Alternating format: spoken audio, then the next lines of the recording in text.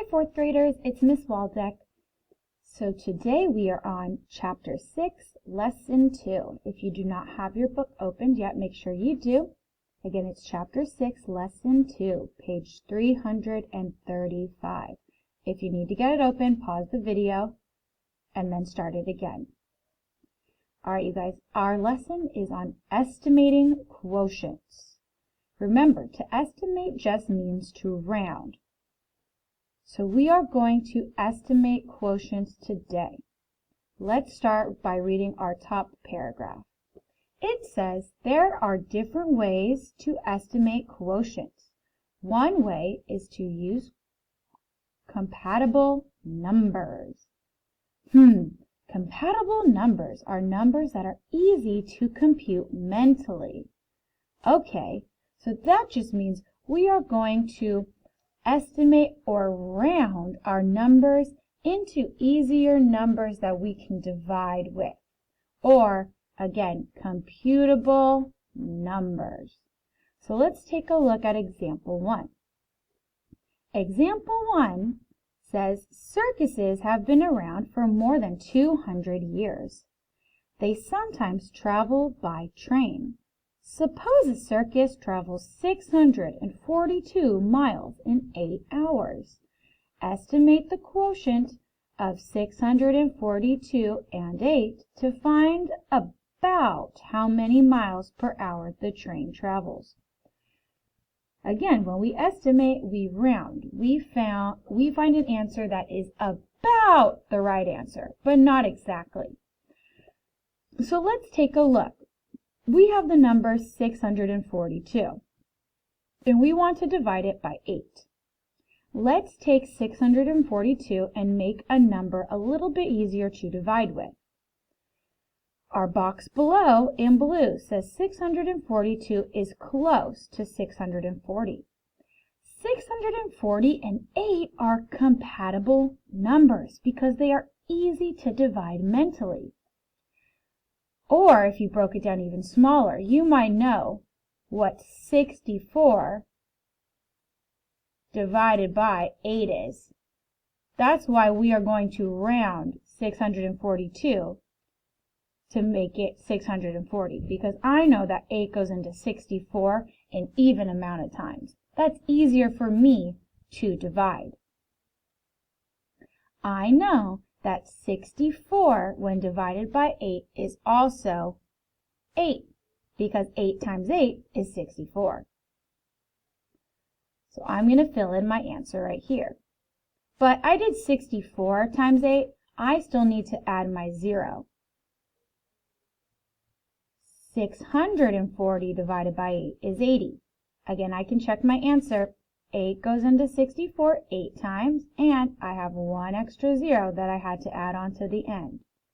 So that means that the train is traveling about 80 miles per hour. We took the number 642 and made it an easier number to divide into. 64 and 8 are compatible numbers because 8 goes into 64 evenly. Let's try this again on another page. So I'm going to close this page. I'm going to get open my example 2. Let's see if I can make this a little bit bigger. I'm going to, I want to make him bigger, not draw. There we go. Okay, you guys, let's take a look at example 2 and try the same thing over again. Example 2 says Isabella has 6 tea sets in her collection. The collection is worth $1,168. Each tea set is worth the same amount of money. How much is each tea set worth? So we want to find 1,168 divided by 6, but we're going to estimate it so it's easier to divide. Let's take the number 1,168 and round him to 1,200. these numbers are close to each other, so I can round it. 1,206 are compatible. So I think that's a good way to round it. They're close, and 6 can go into 1,200 evenly. If it's close to the real number and the number you're dividing goes into it evenly, that's a sign that that's a good number to round it to. Again, I know that 6 goes into 1,200 easily because 6 can be divided into 12 evenly. 6 goes into 12 twice. It is a perfect number. There's no remainders. 6 goes into 12 2 times. So I'm going to start writing my answer with my 2, but I need to make sure I add my zeros. I have 2 zeros in 1,200. That means 1,200 is 100 times bigger than 12. It's 100 times bigger than 12, and so should my answer. My answer is not 2, it's actually 100 times more than 2. Or, to make it simple, I just take the 2 zeros at the end and add it to my answer. So 1,200 divided by 6 is equal to 200. Each tea set costs $200. Another way we could solve this is by using a basic fact and place value. So let's take a look at that one. I'm going to switch my color so it's a little bit easier. Let's look at this other strategy. We already did strategy number 1.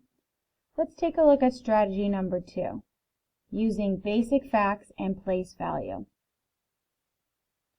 We still want to divide 1,168 by 6. The blue box says, what basic multiplication fact is close to the numbers in the problem?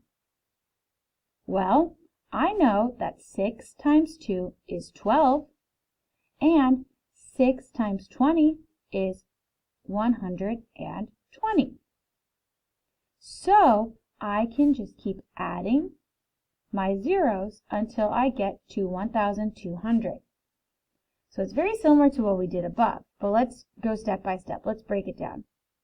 I know that if I rounded 1,168 to 1,200, that I can break this down into easier pieces. 6 times 2 is 12. I see my 12 at the beginning of 1,200. Now, let's increase our numbers. Instead of it being a 2, let's make him 10 times bigger. He becomes a 20, and 12, when 10 times bigger, becomes 120. But we're still trying to get to 1,200, so we got to make him bigger. Now, let's make our 120, let's make our 12 100 times bigger. If I make 12 100 times bigger, I add 2 zeros to the end. He's 100 times bigger. Now he's 1,200. Let's do the same thing to our 2. Let's make our 2 100 times bigger. We need to add 2 zeros at the end. 2, if it's 100 times bigger, is now 200. I think that's the same answer that we got up here when we used compatible numbers.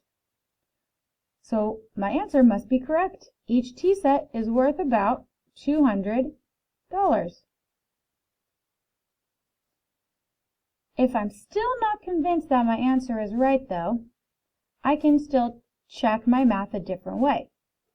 Let's check it down here. We can use multiplication to check division. We found that 1,200 divided by 6 was equal to 200. Multiplication and division are inverse operations. This means that we can just change the order of the numbers from a division problem and make a multiplication problem. They already moved the 6 for us. They moved the 1,200 for us. And all we have left to do is move that 200. Now I have a multiplication problem that I can do to check if my division is right. I'm going to rewrite it over here, and I'm going to put 200 times 6 because I want to check to make sure that I did my math correctly. I know 6 times 0 is 0, 6 times another 0 is 0, and 6 times 2 is 12. I got 1,200, so that means that I did my math correct. The tea set is $200 each, and when I switched the division problem to a multiplication problem, I got our initial answer, so I know I did my dividing correctly. I can check my dividing using multiplication. Let's try this one more time. I'm going to switch my pen color and we're going to try the guided practice. We are going to estimate and then check your answer using multiplication. I see the numbers 161 divided by 4. Well, I know that 4 goes into 16 evenly. So I'm going to change 161 to 160. I'm going to try 160 divided by 4.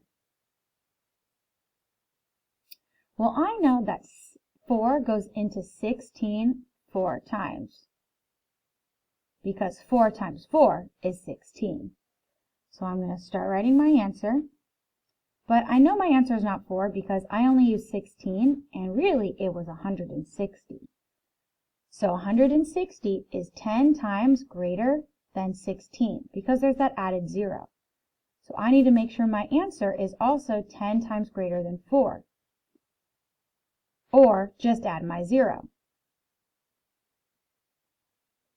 40 is 10 times greater than 4. Or again, all I had to do was take that 0 and make sure I added him to my answer. Now let's check using multiplication. I have the numbers 160, 4, and 40. If I'm going to do an inverse operation, I have to use those exact same numbers. So let's try it. I'm going to say 4 times 40. And that's supposed to equal 160 because I'm using those three numbers, but I'm just switching their order. The first one is the division problem. The second one is the multiplication. Let's see if I'm right. So I'm going to rewrite it and do 40 times 4. Well, I know that 4 times 0 is 4. Oh, I'm sorry. 4 times 0 is 0. Look at me getting ahead of myself. 4 times 0 is 0. 4 times 4 is 16. My answers are the same. So, when I checked it with multiplication, I got the same thing. I know my division was correct.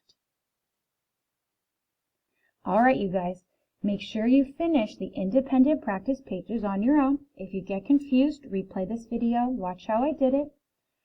Make sure you also take the quiz so I can see how well you understood the lesson from yesterday. At the very end of this Nearpod slides, you will have the answers for the independent practice. Make sure you check your answers. Alright, you guys, I will see you tomorrow.